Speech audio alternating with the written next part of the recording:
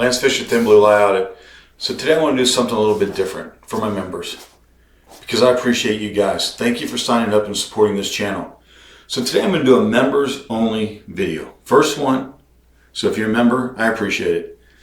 This one is from my home area of Brevard County. So this is Sheriff Wayne Ivey from Brevard County, and he's going to do a little video and stage a perp walk. So watch the video and then we'll have some discussion at the end. So hopefully for my members, I'll be able to do some things like this. Give you kind of a personal touch to how Thin Blue Lie Audits was created.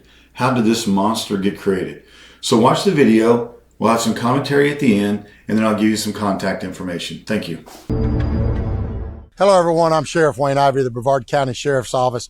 And you know, earlier this week we were tearing down crap houses where drug dealers and everything were. Well, today I'm standing in our Sally Port, and you know what that means. That means I'm about to walk an animal abuser into our jail. In fact, I'm gonna walk two in. Rashid Hooks and Fanny Hooks. Both of them are going to jail. One count of felony animal cruelty, one count of abandonment, one count of confinement of animals.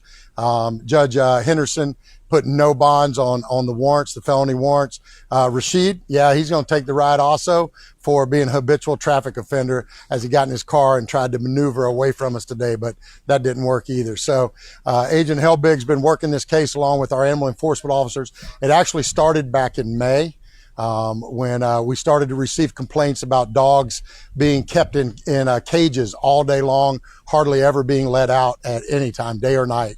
Our animal enforcement officers began making attempts to try and contact the owners, the Hooks, as a matter of fact, and just couldn't get them to come to the door or anything. Two of our animal enforcement officers finally made contact with Rashid Hooks, and boy, he's a tough one because he decided to start cussing at our animal enforcement officers, chasing them back to their cars. Thankfully, our partners from Palm Bay PD came in and restored peace there. He was showing his butt, boy, because he's a tough guy. Let me tell you. So he finally let our animal enforcement officers take a look at the cages where the dogs were. Our animal enforcement officer inspected the dogs, everything else. At that time, the dogs were not in harm. He wouldn't let us in the house, though. That's an interesting point. Wouldn't let us go in to look at animals in the house. So we started getting more complaints and more complaints about the activities going on there, about the abuse of animals. On July 3rd, the O'Galley Animal Emergency Hospital called about a sick puppy. And it said it was severely ill, was in really bad shape.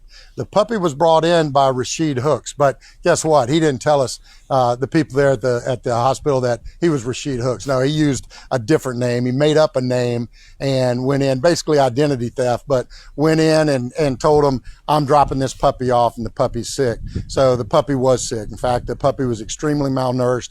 On the health scale, it was a 2 out of a possible 9. The animal hospital ended up having to euthanize the dog because there was just no way to recover it, no way to help it recover. So Agent Helbig, actually following that incident, gets a videotape showing a child that appears to be their child striking, kicking, and yelling at the dog immediately before the dog was taken in. So we're going to walk them into our jail. You know, when Agent Helbig made contact with Fanny Hooks, he actually called her on the phone to try and talk to her about it. Rashid Hooks, you know, again, he's a tough guy, boy. He's something else. He actually gets on the phone and starts telling our agent, nobody gives a F what you're talking about. Nobody cares, and hangs up the phone. Well, I bet he cares now, because now he's going to jail for a count of felony animal cruelty, one count of abandonment, one count of confinement of animals. And Fanny, yeah, she's taking the ride too for one count of felony animal cruelty and one count of confinement of animals. No bond. They can sit in our jail until they get to see a judge, and then we'll hopefully another one of our strong judges will leave them sitting in here or give them a bond so high they can't get out on. You know, I've said it before, folks. We don't put up with animal cruelty, animal abuse here in Brevard County. If you're evil enough that you can harm an animal, you can harm a human. And so we keep our citizens and our pets safe here. So we're going to do what we do. We're going to walk their sorry butts into jail. Agent Helbig.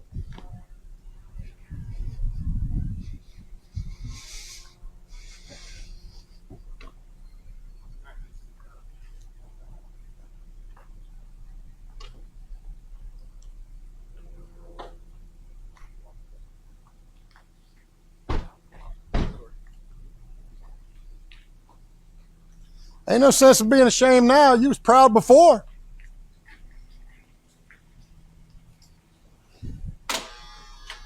Trying to hide your little face? That's all right. You won't be able to hide it when we get to booking photos.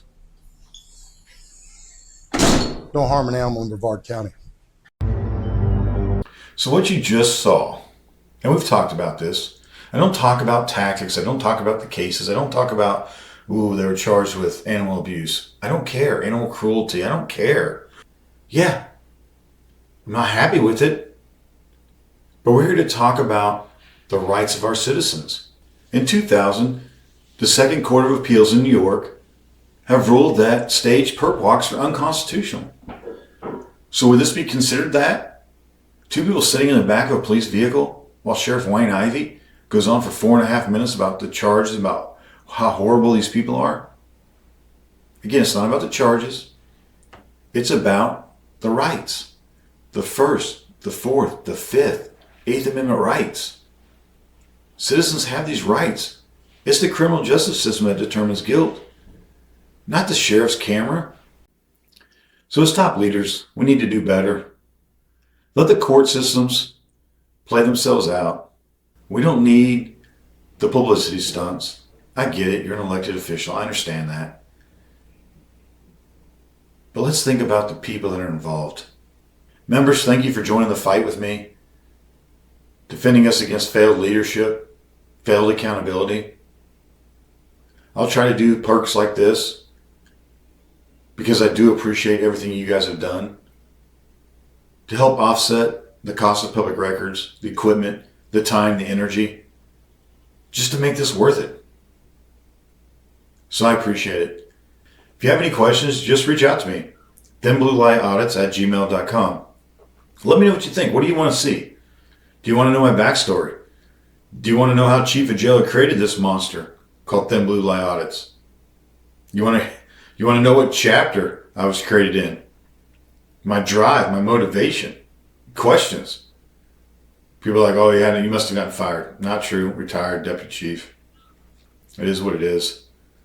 So thank you. Reach out to me. Let me know what you think. Let me know what I can do better. Because I do this for the members.